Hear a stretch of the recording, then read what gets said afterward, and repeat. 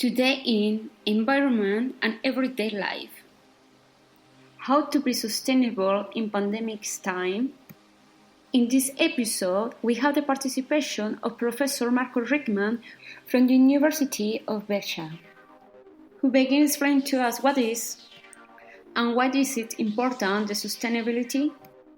I understand as sustainability sustainable development or sustainable society, which focuses equally on environmental, economic and social questions. So for me, sustainable development is development which involves all these aspects, environmental, social and economic aspects on the one hand, but on the other hand, I think ecology and nature is really the basis for sustainable development. So I would say that that the planetary boundaries, living inside these boundaries and not using too much resources, environmental and natural resources, is the basis on which then society can be built, and also lastly economy can be built.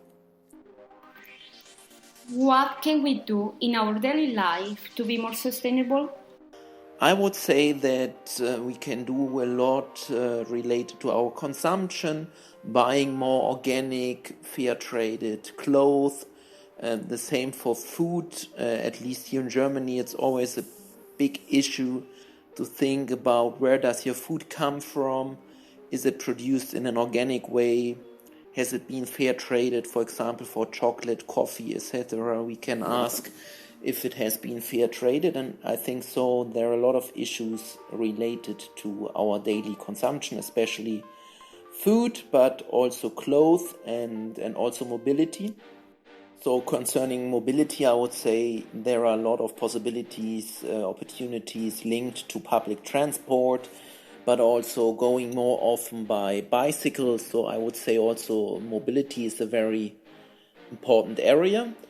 And then also relate to our houses, apartments, whatever. I think there's also the question of construction, especially for buildings which are constructed newly or which are renovated. So I think there are many issues, like also which materials are used, which energy is used for heating, electricity at our home, etc. So I think that are also very important issues.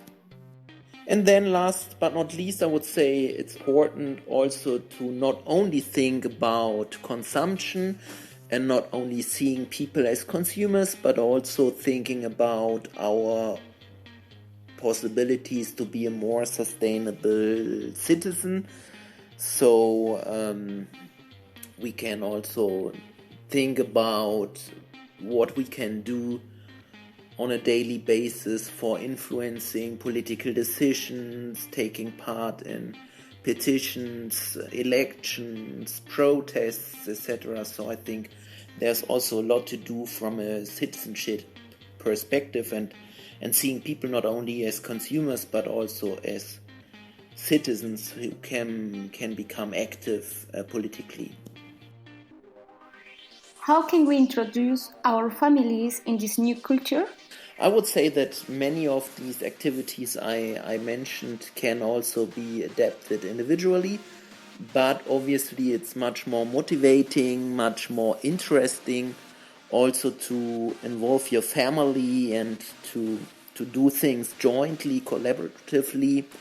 So I think especially now in these times of crisis and where perhaps many of us have to stay home or at least stay more home voluntarily, there are many possibilities of debating, exchanging about what can be sustainability, what can we do, and also to have joint spaces for creativity. And I think there are also family or people you live with is a very good setting where you can do this.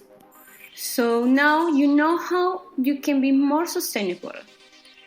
Environment and Everyday Life are grateful to Professor Marco Rieckmann with his participation. Until the next episode.